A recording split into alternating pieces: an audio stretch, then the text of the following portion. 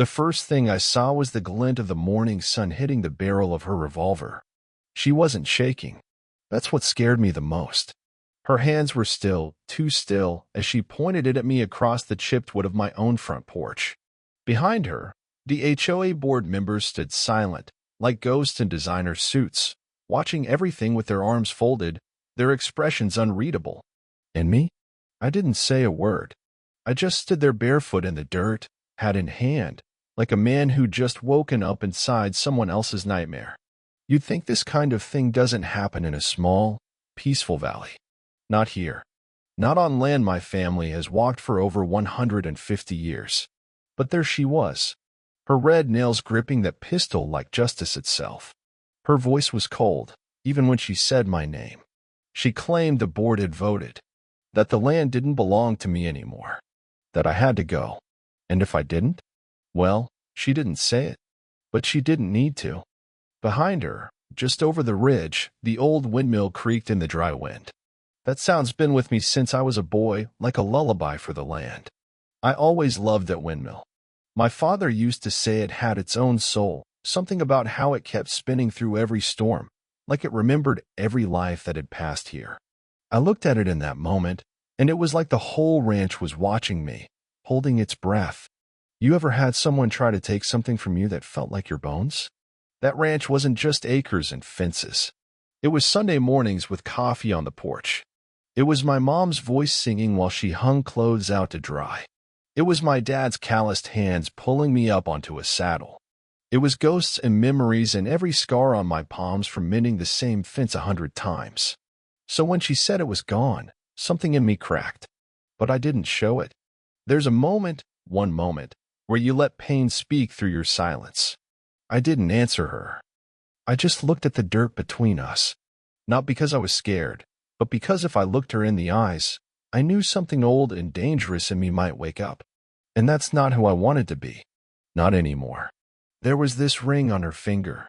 Big emerald, too flashy for someone who claims to care about community values. She adjusted it right after she gave me the final notice. I don't know why that stood out, but it did. Maybe it was the way it caught the light, so bright and fake against the dust. That ring will come back later. You'll see why. She left that day with her little entourage, leaving a trail of dust as they drove off in their pristine black SUV. The whole way back to the house, I didn't speak. Not to myself, not to the trees, not even to the land. I just listened to the wind and let the silence wrap around me like an old coat. My dog, Bear, walked beside me, sensing something was off. He didn't wag his tail like he usually did. He just stayed close, real quiet. That night, I didn't sleep. I sat out on the porch with a whiskey in one hand and an old photo in the other. It was faded now, edges curled like dry leaves, but the faces in it still looked at me like they expected something. My grandparents, my dad as a boy, me just a toddler with a wild grin and a toy horse. I touched the corner of the picture with my thumb, tracing their faces like it might bring them back, just long enough to ask them what I should do. It was in that moment I realized something inside me had already started to shift. Maybe it was grief. Maybe it was anger. Maybe it was something deeper, older. Like the ranch itself had whispered something to me. Something about legacy. About fire. About not letting your story be rewritten by people who don't even know the first line. I knew I couldn't fight her the way she expected. Guns and threats? That wasn't the way. She wanted a show. I was going to give her a reckoning. The next morning, I walked the property like I always did.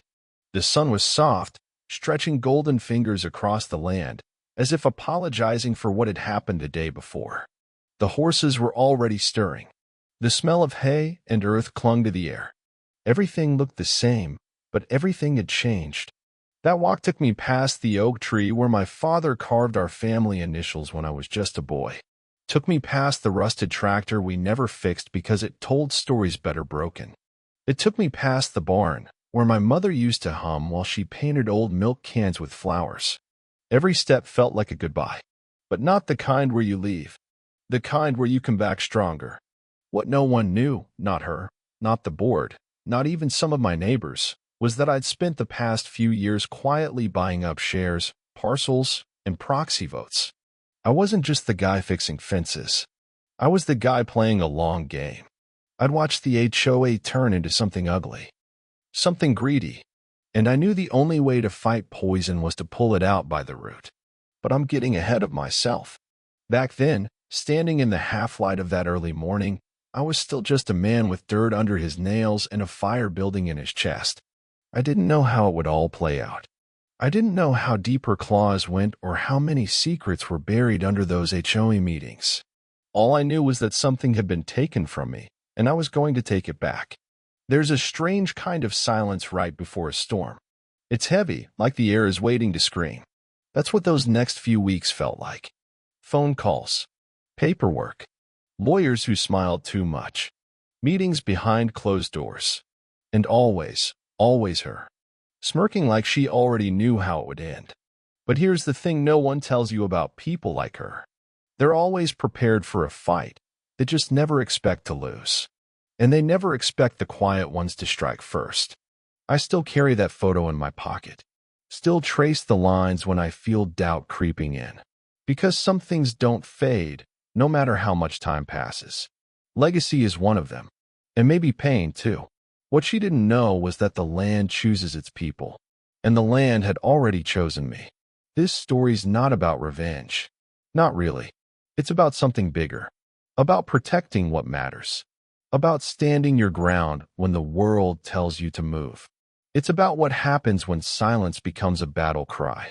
You ever had everything taken from you, only to find something deeper in the loss?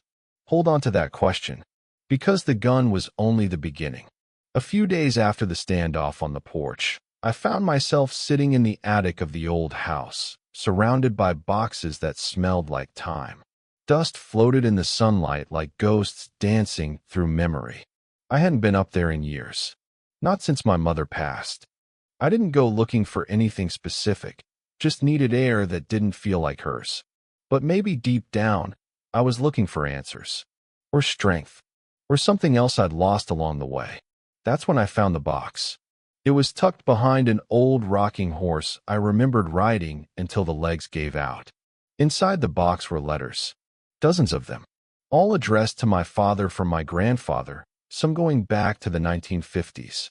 Yellow paper, creased edges, ink that had faded but not disappeared.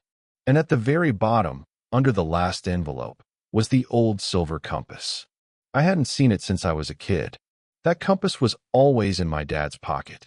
He used to say it didn't just point north, it pointed home. He said when the world tried to shake you loose, you followed it, and it'd bring you back to who you were. I used to believe that. But somewhere between losing my dad, losing my mother, and losing myself, I forgot what direction even looked like.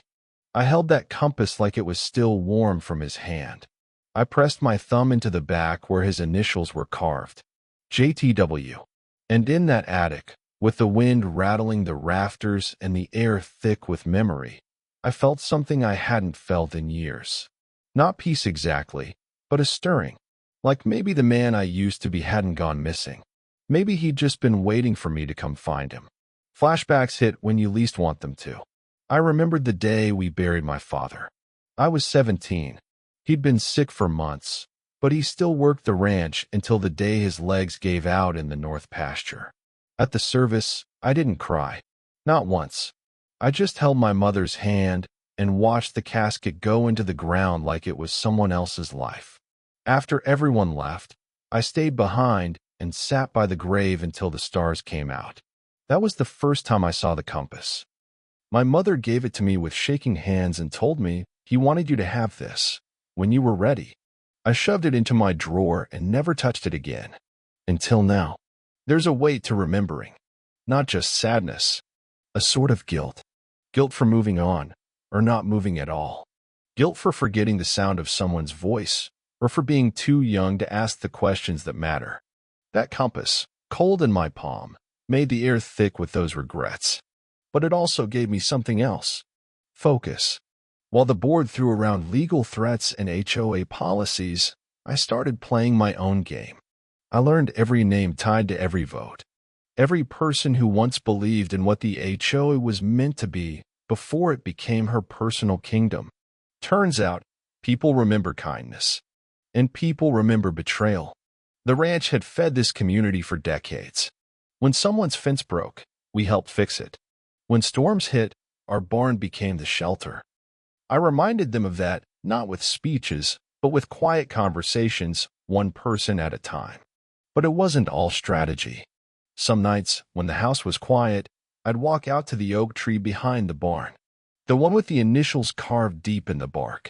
My dad's, my mom's, mine. I'd run my fingers over those letters and talk to them like they were still here. I'd say things I couldn't say to anyone else, like how I didn't know if I was doing this out of love or revenge, or both. I kept the compass in my coat pocket now. I'd catch myself gripping it during tense phone calls or when her lawyers tried to corner me with threats I couldn't afford to ignore. Funny thing was, it started working in the weirdest way. Not literally. It didn't lead me to any hidden answers. But every time I touched it, it reminded me not to break. Not to let anger rot what my father built with his bare hands. There was a moment, about 2 weeks in, when she came back. Pulled into my driveway like she owned it, wearing those sharp heels that didn't belong on dirt. She stepped out like she was walking into a courtroom, not someone's life. I was on the porch again. Bear barked once, then went quiet. She looked at me, all painted smile and poison. "You're making this harder than it has to be," she said. I didn't answer. I just looked down at the compass in my hand, rolling it over with my thumb. Her eyes followed the motion. Something flickered in her face, uncertainty, maybe even fear, just for a second. Then she laughed like I was a child holding a toy. "You think you're going to outsmart me?" she asked, stepping closer. "You're just a guy clinging to a fantasy.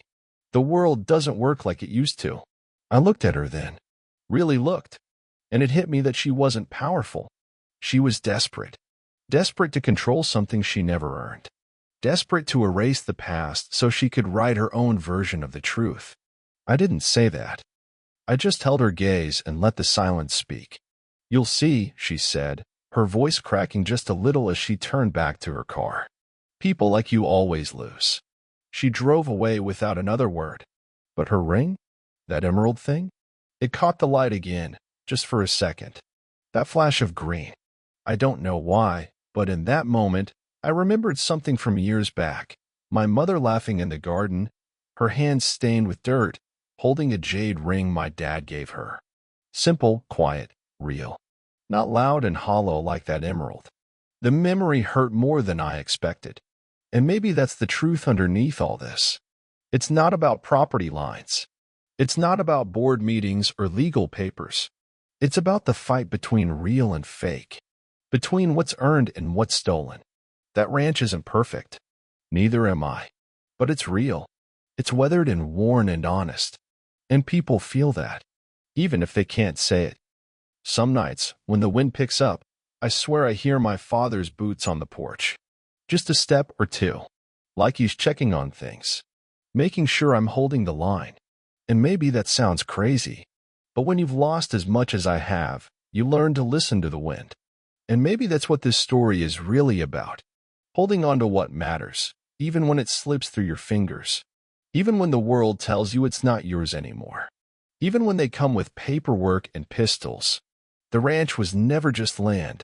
It was memory. Legacy. And now, it was a battleground. But the war hadn't started yet. Not really.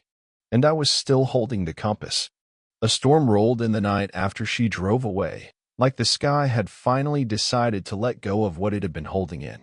Rain slammed the tin roof with a rhythm that felt like a heartbeat gone wrong, too fast, too loud. The kind of storm that pulls memories from the cracks of your mind. I stood at the kitchen window, watching water pool in the dirt driveway, turning the land into a reflection of itself, muddy, distorted, and still somehow beautiful. Bear lay quietly near my feet, his eyes flickering every time thunder cracked. I poured another cup of coffee I didn't need, just to have something warm in my hands. I hadn't slept more than 2 hours in days. Not since the HOA sent that final notice. It was official now. They were going to vote on seizing my property through some obscure clause buried deep in the paperwork from decades ago. The same land my grandfather fought to hold on to during the drought of '74. The same fields my father died trying to keep alive. I walked to the back porch and stepped into the rain. I didn't care. The compass was in my coat pocket again, its weight more familiar now than my own shadow. The rain soaked my shirt, crept into my boots, but I just stood there, staring at the barn. That old thing had seen more storms than I could count. Its paint was nearly gone, and one side sagged like it was tired of holding itself together, but it was still standing, just like me. It was in that storm, water dripping from my brow, thunder shaking the bones of the house, that I made the decision. I wasn't just going to fight them. I was going to buy them out. Every last one of them. Not out of spite, not out of revenge, but because it was the only way to rewrite the rules they were twisting against me. But here's the thing about plans, they don't care about your soul. You can fight the world with numbers and legal strategies, but none of it shields you from the quiet war inside yourself. A few days later, I sat across from Jerry Mathis, one of the oldest members of the HOA. He ran a small bait and tackle shop out near the creek, barely kept the lights on these days. I remembered being 8 years old, standing in that very shop, my dad helping me pick out my first fishing rod. I still had it, propped up in the shed, missing a guide ring. Jerry looked at me with tired eyes. "Your father," he said, stirring his coffee slowly. "He was a good man. Did a lot for this town. A lot of folks forgot that." "They forgot everything," I said. Jerry nodded, but his eyes didn't meet mine. "I didn't vote for this mess, but I didn't stop it either." "Why?" He let out a long breath. "Because people change when they think something is being taken from them, even if it was never theirs to begin with." That stuck with me for days. People change when they're afraid, and fear has a way of wearing a familiar face. I started seeing it everywhere, in the eyes of the neighbors who used to wave but now avoided eye contact, in the shaky voices on the phone when I tried to talk one-on-one, and in my own reflection when I caught sight of myself in the bathroom mirror, someone haunted by questions he couldn't ask out loud. What if I'm turning into her? What if I've crossed the line between protecting and controlling? What if this fight is changing me into the very thing I hate? I couldn't shake those thoughts, not even in sleep. One night, I dreamed I was back in the North pasture, just like when I was a kid, running after my dad as he fixed a broken fence post. But in the dream, when he turned around, it wasn't him. It was her, holding my father's tools, smiling like she'd always been there.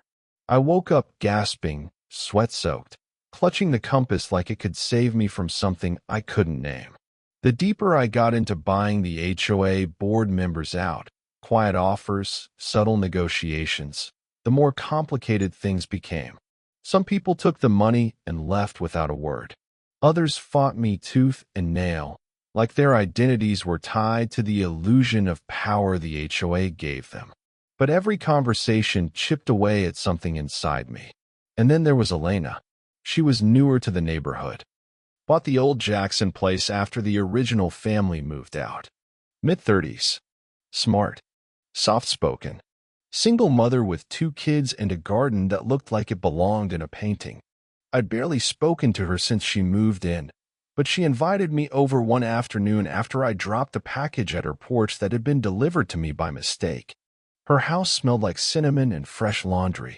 Pictures of her kids lined the walls, smiling, wild-eyed, messy. She handed me tea and said, "I hear they're trying to take your place."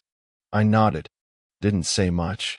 "My son asked me why everyone's mad at the man with the dog," she said. "He likes Bear. Says he looks sad in a kind way." That hit harder than it should have. "I told him you're not the bad guy," she added, "but I don't think he believed me."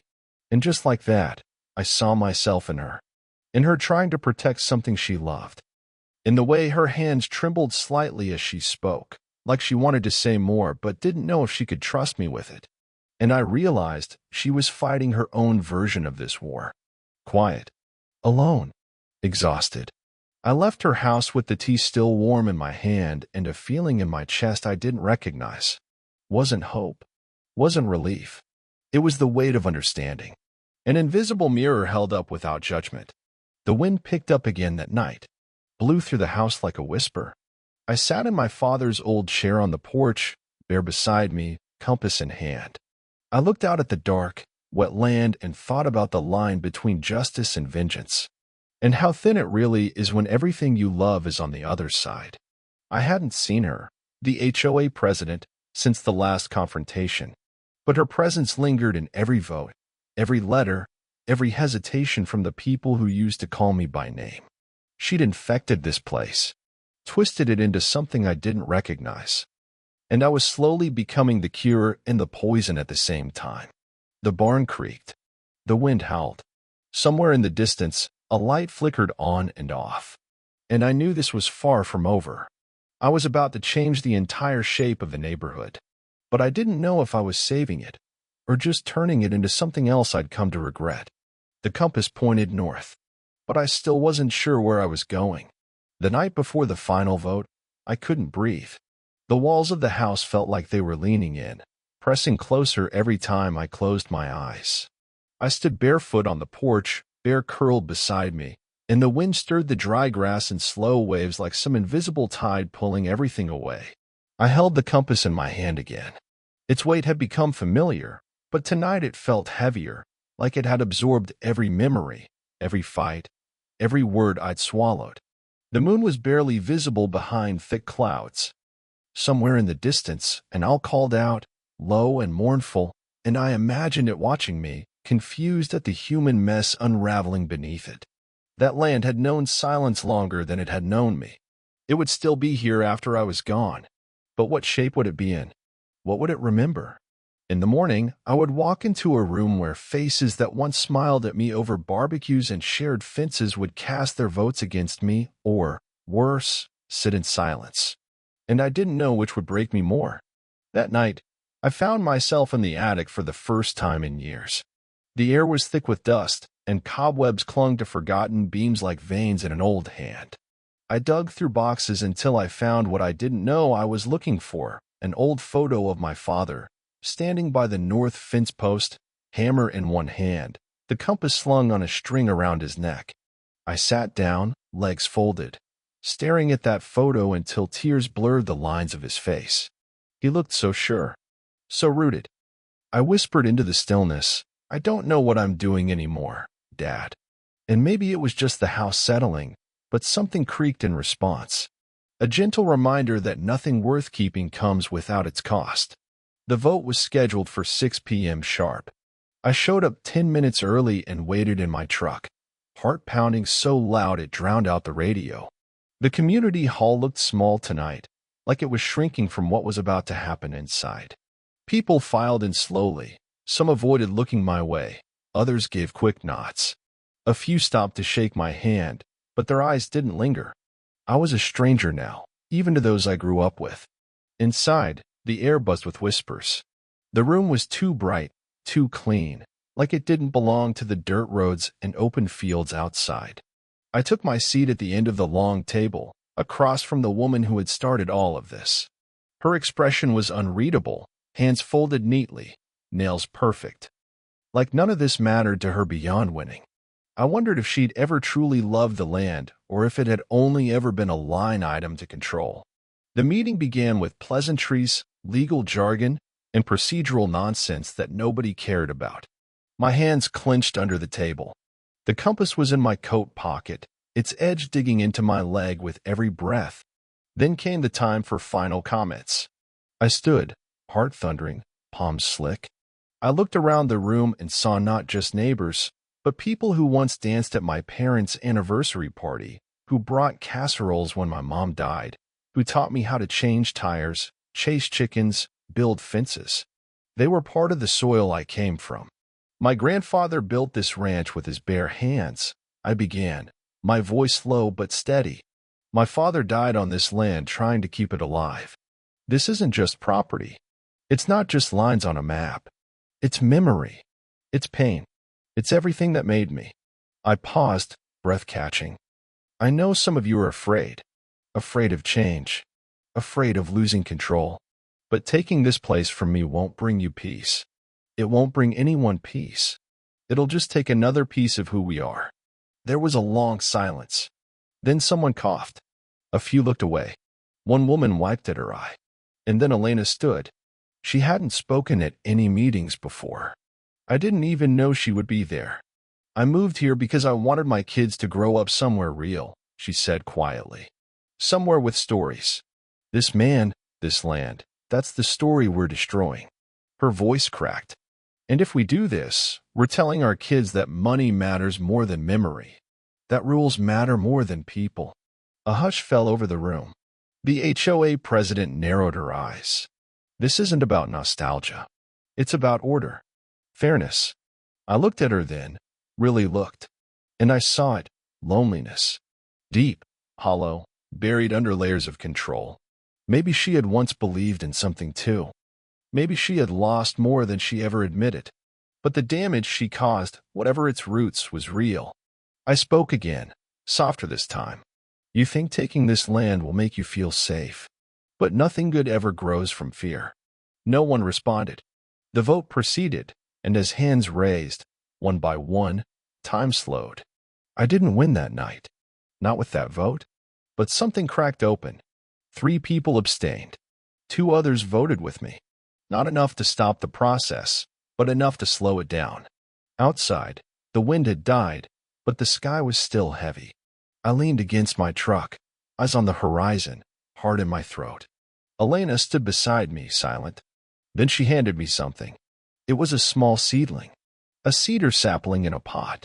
I thought your father would have wanted you to plant this, she said. And I knew then that tree, like the compass, would become something bigger than itself. A reminder that what you plant during the storm matters more than what you harvest when it's gone.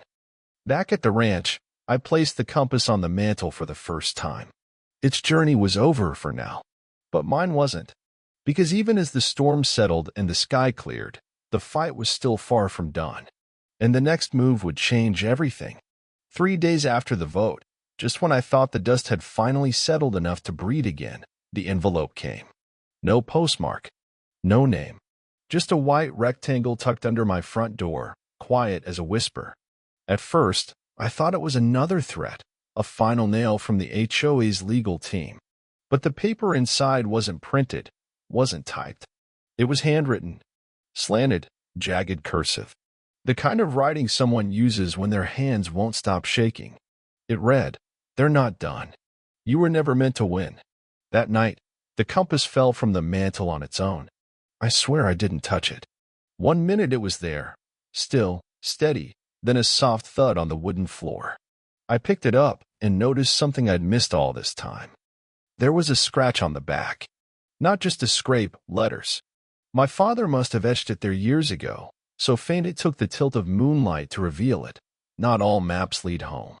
It hit me like a breath I'd held too long. Maybe he knew. Maybe he'd seen it coming, the betrayal, the neighbors turning, the loss of everything he built. That message wasn't for him. It was for me. The very next morning, I went into town to talk with Elena. I wanted to show her the letter, ask if she'd heard anything. Her youngest daughter answered the door with red-rimmed eyes and said her mom had left early. No note. No call. Just gone. Something in my chest cracked wide open. I didn't know her that well, but I knew pain when it passed through a place. Her house felt abandoned, like someone had vacuumed the soul out of it. Later that afternoon, I heard the sound of tires crunching gravel outside my ranch gate. A black SUV, windows tinted dark, parked but didn't get out. Just sat there, watching. I stood on the porch, holding the compass, daring whoever it was to step out and explain themselves. But they didn't. After 5 minutes, the engine purred back to life, and the car disappeared into the dust like a ghost that had changed its mind. I couldn't shake the feeling something had shifted. The fight wasn't about the land anymore. It never really was. It was about control, power, ownership of the truth. The next day, I met with an old friend, Tommy Harlan, who used to serve on the HOA board before he left town years ago after a fallout with the very woman now running it. We hadn't spoken since the funeral. He looked older than I remembered, the kind of tired that doesn't sleep off. Over a cheap cup of coffee, he leaned in and whispered, "They've been buying up voting shares. Quietly. Out-of-state investors. Ghost names. It's not just your ranch thereafter. It's the whole ridge. Water rights. Oil leases. The old mining deeds. They just needed a reason to start somewhere. I froze. My family's ranch sat directly over the northern aquifer. If they controlled the land, they could control access to all of it. They'd been setting me up, pushing my story into a corner so they could use me as the face of resistance, and then erase me when the dust settled. It wasn't just betrayal. It was a trap. I drove back in silence, each mile a weight added to my chest. The hills looked different now. Less like home, more like battlefield. Every barn, every porch light, every distant fence felt suspect. Back at the ranch, I found a paper nailed to my gate. Final warning, comply or forfeit possession. The date was 2 days away.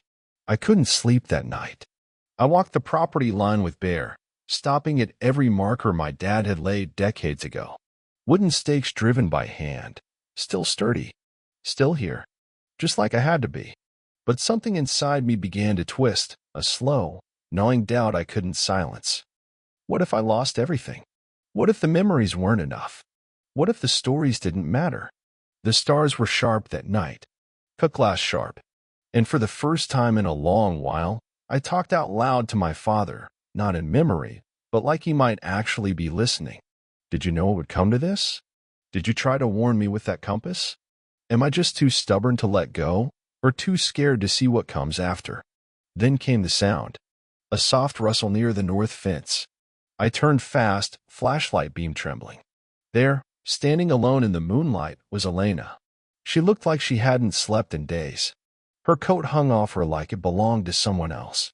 In her hands, she held something wrapped in cloth, pressed tight against her chest. I need to show you something, she said, voice hoarse. We sat by the old tree stump near the barn, the one my grandfather carved initials into after the war. She unwrapped the cloth and handed me a folder, legal papers, letters, contracts, pages and pages of names tied to anonymous trusts, fake corporations, even shell charities. They paid me to talk to you, she said, voice cracking, to get close, to help them understand your weak points. They said it would just be information gathering, that no one would get hurt. Her eyes filled, and she looked away, unable to meet mine. I tried to stop. I tried to walk away. But then they threatened my kids, told me if I didn't help them finish the job, they'd take my house, my custody. The weight of her betrayal hit me hard, like a punch to the chest, but something deeper stirred underneath. She wasn't the villain. She was me in another form. Desperate, cornered, alone, invisible mirror. She had been used, like I had, turned into a pawn. They're coming for you, for all of it, she said. And if you don't fight back now, they won't just win, they'll rewrite everything. I stared at the compass, still warm in my coat pocket, and for the first time, I understood. Not all maps lead home, because sometimes the road you think is leading you back is actually leading you forward, into something harder, something truer. The land wasn't just a memory anymore. It was a battleground, a line in the sand. And the compass wasn't pointing back to safety, it was pointing to war. Tomorrow would not be quiet. Tomorrow, everything would change. And some things might never be whole again. The morning came heavy and still, as if the land itself was holding its breath. Mist clung to the fields, thick and unmoving, smothering the sunrise in a pale shroud. I stood at the edge of the property line, right where the compass first fell days ago. In my palm, I held it again, smooth brass warmed by my grip, its needle trembling faintly, like even it wasn't sure which direction this was all heading anymore. The eviction notice deadline had passed. No truck showed up. No sheriffs. Just silence. The kind that roared louder than any courtroom order ever could. But that silence was broken at 8:17 a.m., when the same black SUV from before rolled through the front gate like it owned the dirt it drove on. Behind it came two more. All tinted windows. All unmarked. I didn't wait for them to step out. I met them halfway, boots in the damp grass, heart thudding like hooves on dry earth. Out stepped Marla. She was dressed in power, black pantsuit, glossy heels not made for soil, and a folder clutched tight under her arm like it could shield her from guilt. Her eyes met mine, colder than they'd ever been. "It's over," she said simply. "You're right," I replied, pulling the compass from my pocket. "But not how you think." She scoffed, stepping aside so two men could move forward. "Not cops. Private security. Likely hired hands. The kind that don't ask questions." I could feel Bear growling low near the porch, as if the ground itself disapproved of their presence. Then, before they could move, another car pulled up. A rusted-out pickup. Tommy stepped out, holding a box. He walked past the guards like they weren't even there and handed me the documents inside. "I made some calls," he said. "Turns out, those land rights they were after? They hinge on an old water usage clause. The clause your dad signed on to back in '78. And here's the thing, he left it in your name." My hands trembled as I flipped through the paperwork. Oil leases. Water rights. Deeds to adjoining plots quietly bought over the years by neighbors loyal to my family. And buried within it all, a legal clause that stated if the original water grant holder declared hostile intent by another party, they could dissolve shared use entirely. "You're holding the kill switch," Tommy whispered. "The land's heart. And she knows it." Marla lunged forward, trying to snatch the papers. But it was too late. The guards looked uncertain now, shifting on their feet. No one moves fast when the ground underneath them starts cracking. "Elena's gone," I said. "She told me everything. Every payment. Every threat. Every lie. You used us all like pawns. But the game's over." Her mask cracked then, not loudly, but enough to see the human underneath. Panic. Rage. Maybe even regret. Or maybe just the sting of losing control. The compass needle spun wildly now, even without wind. It had never pointed north, not once since this all began. And maybe that was the point. Maybe it was never supposed to. Because not all maps lead home. Some lead to the fire you were meant to walk through. I dropped the papers into the dirt at her feet. "You want the land?" I said, stepping back. "Then take it. But know this, every inch of it comes with a cost. You'll be fighting ghosts older than you can count. And you'll lose. Not because I'm stronger, but because I remember. And they don't forget." Behind me, I heard the unmistakable sound of the community arriving. One by one, cars rolled up the drive. Neighbors. Friends. Even folks I hadn't spoken to since the first vote. Elena was among them. She didn't say anything she didn't need to. Just stood with her children, holding her daughter's hand like a shield. Marla looked around, cornered not by guns or threats, but by truth.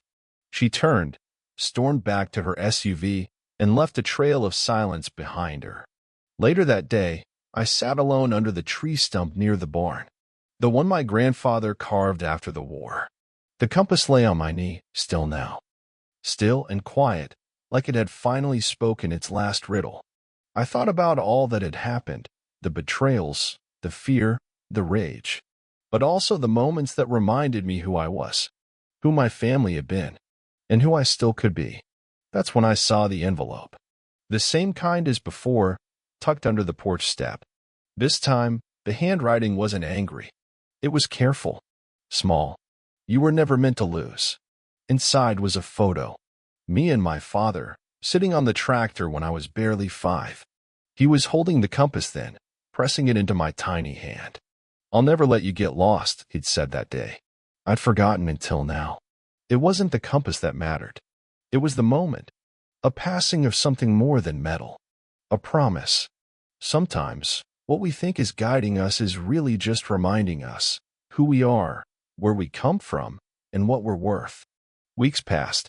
The HOA dissolved, quietly and bitterly. Marla resigned. Elena and others helped form a new council, one that actually listened. The land stayed mine. But something had changed. Not just in them. In me. I'd built walls after my dad died. Told myself I was the only one who understood the soil, the silence, the sky.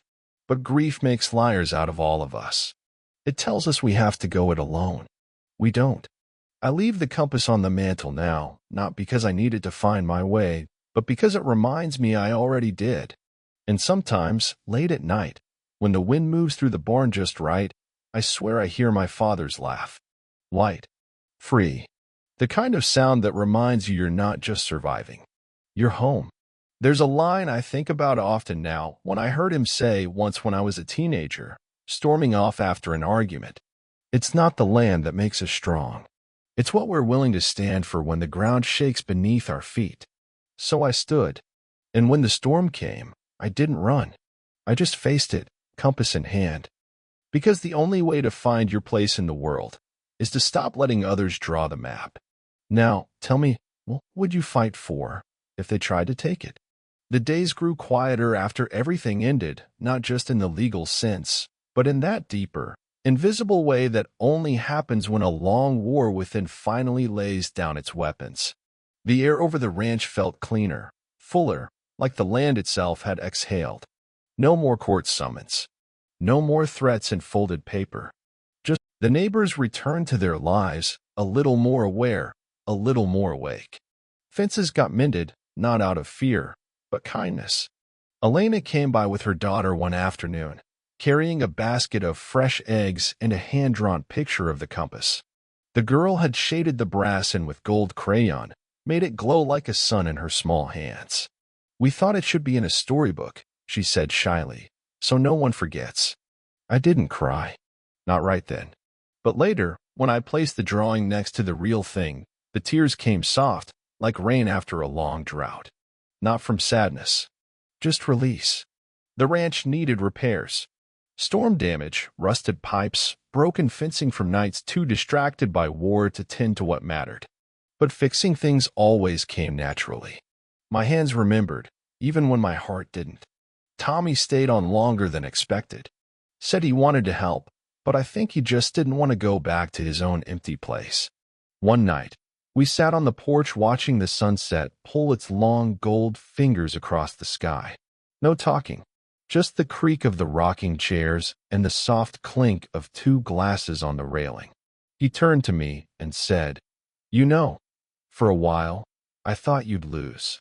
"I did," I whispered. "In all the ways that mattered, I did."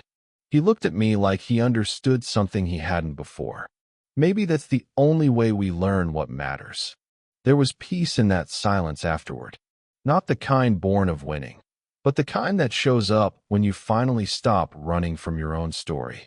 I buried the compass the next morning. Not because it was broken, not because I didn't value it, but because it had done its job. I placed it under the old oak tree where my father used to sit and whittle wood animals for me.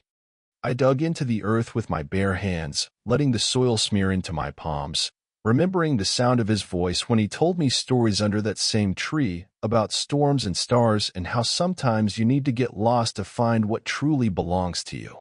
As I covered it with dirt, I whispered, "Thank you for bringing me home." There were no fireworks, no final courtroom victory, no news articles or viral headlines. Just a woman, her land, and the truth that she had never been the one lost, just misplaced for a while. And somewhere in that, a lesson settled like dust on an open windowsill.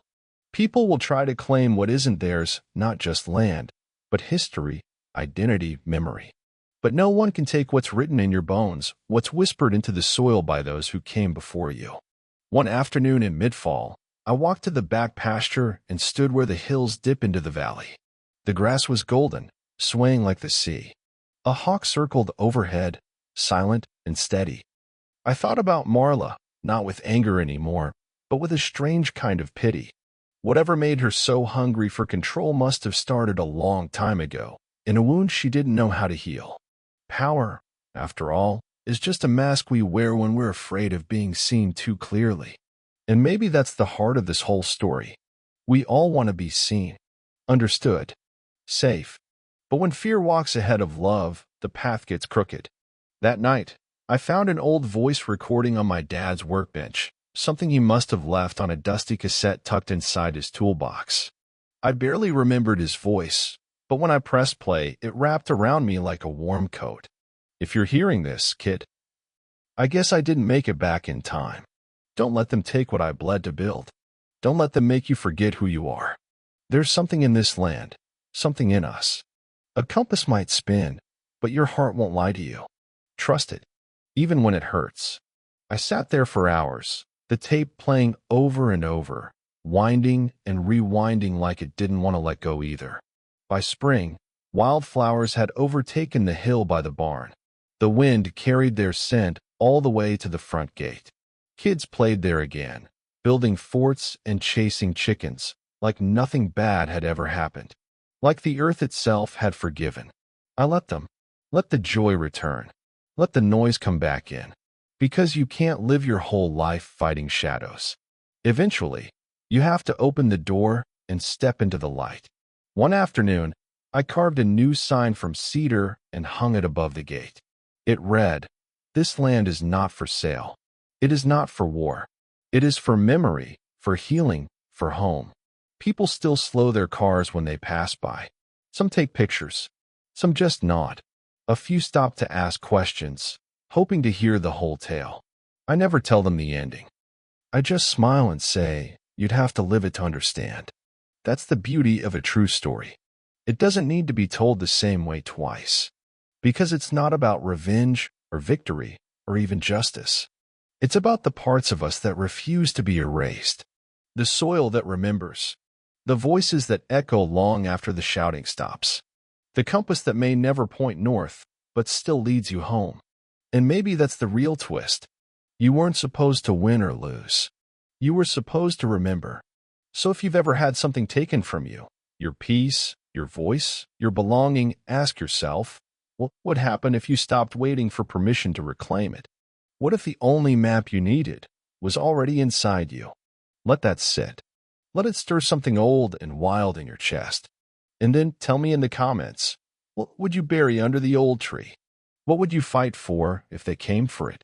What have you already survived? Because maybe that's how the next story starts.